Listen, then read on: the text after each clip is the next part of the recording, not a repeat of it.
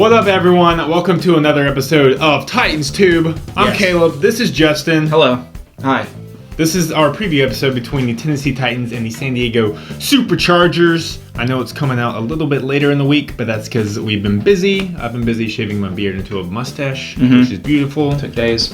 For the Go Titans. But anyways, let's get right into the preview episode. This will be speed round today. Breaking down the game. Justin, tell us a little bit about the San Diego Chargers and how they've been doing this year in terms of team statistics. I've got some team stats here. All right, so they're passing, for their offense, on passing, they are 7th in the league in passing yards per game. In rushing, they are 24th in the league, so obviously Phillip Rivers back there carrying that offense as usual. And on the defensive side of the ball, they are giving up the 23rd most passing yards per game through the air. And then their rushing defense is a little better than what you might expect. They are 6th in the league in rushing defense, but not as good as the Titans' defense on rushing, which is 5th. Beat them there. Also, another few things to note. Both teams are -3 in the turnover differential there. San Diego, though, actually leads the league in turnovers. They have 18 turnovers so far this year. And if you've been doing math, that would be 2 turnovers per game. So hopefully our defense can capitalize on that. We have not won in San Diego since 1990. Goodness gracious, since it was the Houston Oilers. Let's turn that around. That's a bad curse, a bad streak. Last thing to note, if you're looking at the Chargers' record at 3-5 and you're getting all high and mighty because the Titans are coming in at 4-4, well, you shouldn't be, because the San Diego Superchargers have put up the most points in the AFC this year and 2nd in the NFL. But they're definitely not as weak as their record shows at 3-5. So let's quickly recap their season so far. Started out with a loss in overtime to Kansas City. Then they got a win against Jacksonville. As most teams have.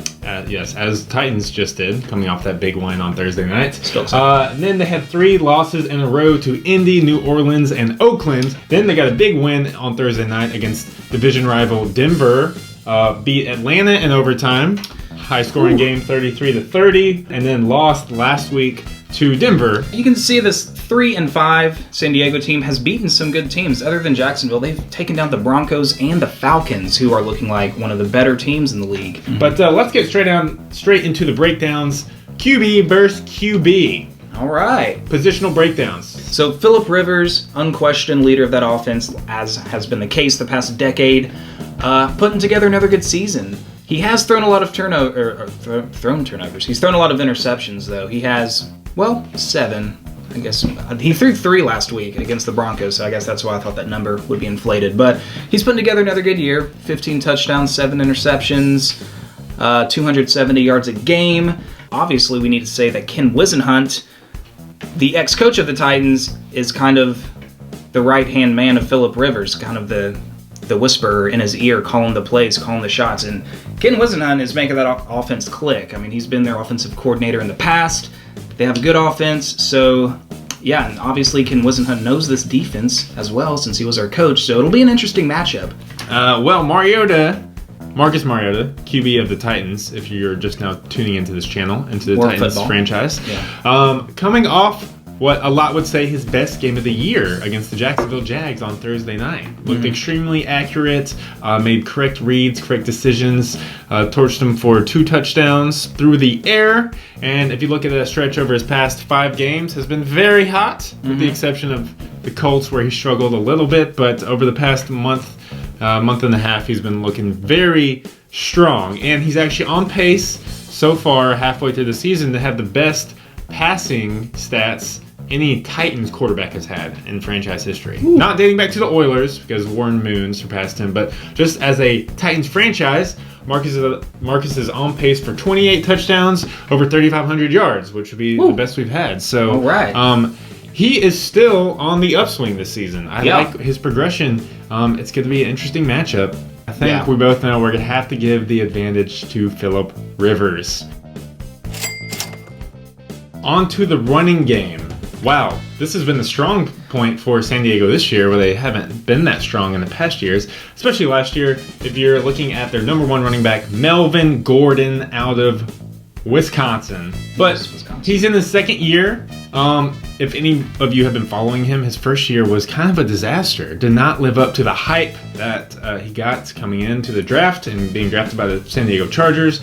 I actually had him in fantasy last year, and he just completely blew it. He put up a goose egg in touchdowns for the whole year. Yes, but he has definitely turned that around this year, especially just in the touchdown department. Yes, the dude is on fire right now. Currently, he has 572 yards and 8 rushing touchdowns. That's not even counting for his receiving touchdowns, where he has 2 receiving touchdowns as well, making his total 10 touchdowns already through 8 games. I would say that's a pretty big turnaround from last year, wouldn't you? I would definitely say that. He's plus 10 in touchdowns this year. However, his average isn't the best you could get, only averaging 3.6 yards a carry, which is pretty weak if you ask me.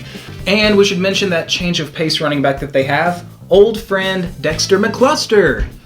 I think he's ready to play the Titans again. Yeah, hopefully the team that cut him. For the Titans side, I mean, we kind of just repeat the same thing over and over again, that we have a dominant, smashing, rushing attack into DeMarco Murray and Derrick Henry.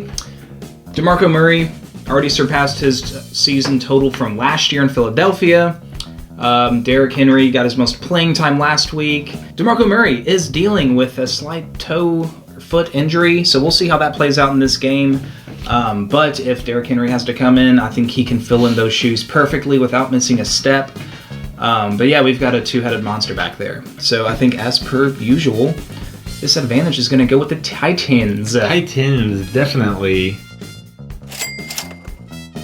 On to the receivers. Ooh. Now, Chargers lost their star receiver early in the year. Game 1, Keenan Allen out for the year with a knee injury. Big news for the team. Big hurt for Phillip Rivers and the Chargers, especially. But good news for the Titans, because we don't have to cover him anymore. But they've had a few young guys step up, and a few new guys to their team. Currently, their leading receiver, Tyrell Williams. I had not heard of him before this year. He's Neither kind had of burst onto the scene now. In his second year, I believe, second-year player. Currently, their leading receiver, over 500 yards and 2 touchdowns. He's had a few, especially the last few weeks, has really been tearing it up. Yeah. They also got Travis Benjamin, big play receiver from the Browns. The Titans killer, Travis Benjamin. He destroys us. He destroyed us with Cleveland for 2 years, and now he's with the Chargers. So both him and Williams already have over 500 yards receiving halfway through the year. They also have Dontrell Inman. Can't forget about him. I had forgotten about him. You had forgotten about him? Yeah. He's an easy one to forget about, but I still think he's a threat. When we're looking at their tight ends, they do have the old faithful Antonio Gates still producing. Who always produces against the Titans. They have a rookie now, in Hunter Henry, that is filling in that receiving threat for a tight end for them. I was actually going to say, if the Titans have to worry about a tight end in this game, which we've been getting torched by some tight ends, I feel like Hunter Henry is the kind of build of tight end that has been tearing us up this year. Yeah. So I'm actually worried about him. I think we need to focus on stopping Hunter Henry. But as far as receiver talents without Keenan Allen, I think it's a little on the weaker side, even though they've been putting up some big numbers so far. Rivers makes it work, and Whisenhunt's putting him in the right position to make plays. So it's a good scheme for him. I guess I could agree with that. They're a little bit on the weaker side. Yes. Thank you. Thank you for agreeing with me. You're welcome. It's a first. Talk about the Titans, boy. Tennessee Titans. We got Kendall Wright, who's coming off a great game against Jacksonville. Again, hopefully he can be more consistent and doesn't drop off this next week. We need to keep him involved. Rashard Matthews is starting to become a consistent receiver for us. We haven't mentioned this on Titans Tube yet, but goodbye, Andre Johnson. He's no longer on our team. Won't see him on the field. But we got Trey McBride now off the practice squad. He's probably not going to see the field, though, as a wide receiver. Of course, we have Delaney Walker, one of the top tight ends. Had a good game last week against Jacksonville. It's tough because both of these receiving groups are a little bit on the weaker side overall in general. It looks like Chargers' production for sure is better, but that's just because they throw the ball more. Yeah, that's true. A little more of a fast-paced offense, not as balanced. I think I'm going to call it even. Do you want to call it even? Let's call it even. We'll call it even. Even Stevens here. Defensively, as I mentioned, San Diego's 23rd against the pass, 6th against the run. Titans are 20th against the pass and 5th against the run. So we have kind of similar defenses. They are dealing with some injuries. So we're going to see who is going to be on the field for them. Their linebacker, surprising breakout player, Jatavis Brown, is leading their team in tackles. Also has 3 sacks, 5 pass breakups. So he's had a good year so far, but he's one of those players that's on the injury report who is questionable to play in this game. If he can't go, that would be a huge advantage for the Titans. Casey Hayward, former Vanderbilt Commodore, having a good year for him. 4 interceptions on the season. He's among the leaders in the NFL in that category, so may try to avoid throwing his way. Let's not forget star rookie drafted this year, Joey Bosa, has been really turning it on since he's been playing, and especially interested in the matchup of him versus Jack Conklin. Not their first time meeting in their histories. Yeah. They've actually met in college. So Big Ten, Ohio State and Michigan State. Yeah. Also, Jack Conklin, I saw this stat, he did not give up 1 sack to Bosa in any of their meetings. So that bodes well for us. Hopefully the trend continues. But yeah, Bosa already has 4 sacks this year, even though he has missed some games, and their leader in the sack department is Melvin Ingram. So got a couple of guys that can get after the quarterback. But I don't know, how do you think the Chargers D stacks up against the Titans? I think I like our personnel better, honestly, especially if you're looking at the front 7. It's hard to beat our front 7 right now, especially with our outside rushing linebackers and Derek Morgan and Brian Rakpo still tearing it up. They didn't produce the number of sacks that we've been getting accustomed to against the Jags, but still put a lot of pressure on Bortles, made him uncomfortable. Jarrell Casey's still a force to be reckoned with underneath.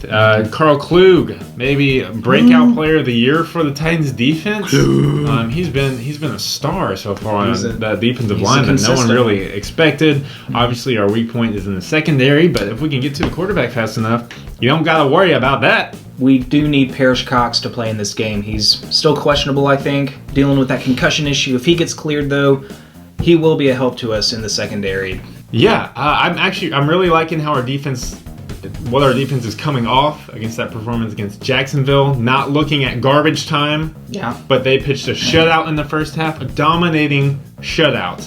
So I'm liking the streak that our defense is coming off of a little more, and I think our personnel is a little better. I think I'm going to give the advantage to the Titans defense. All right. Good. All right, let's get right into predictions. This is going to be a tough game. No doubt about it. In fact, in the past month, this is probably the game I've been worried the most about, especially with every time I see the Chargers play on Sunday or see their outcome, I'm extremely worried. They're a good team, and they're able to get it done without some of their star players on both sides of the ball. Yeah. But that being said, I am a Titans fan, a hugely biased, optimistic Titans fan. So I'm going Titans on the road. I think we're a different team.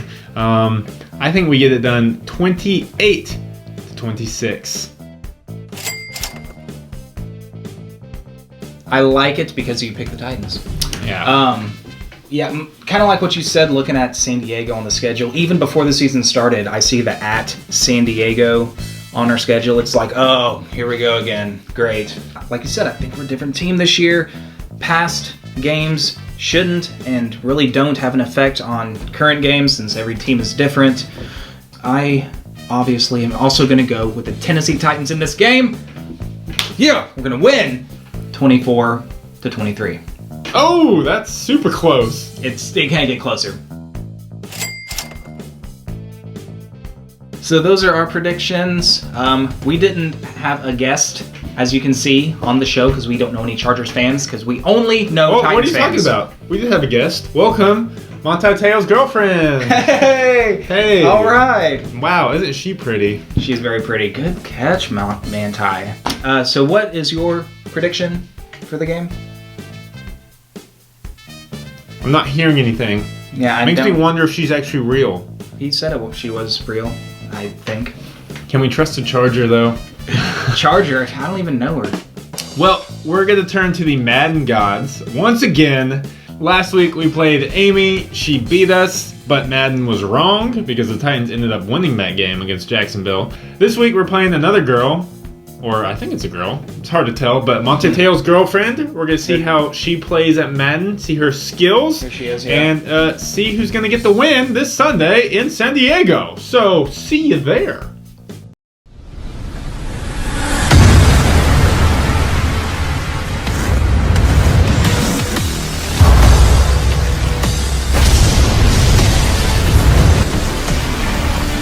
They're working on the Chargers. That's why he was our coach, so he could spy on us compared to this. Please, they wasted the whole first quarter right there. Okay. That's not okay. We just gotta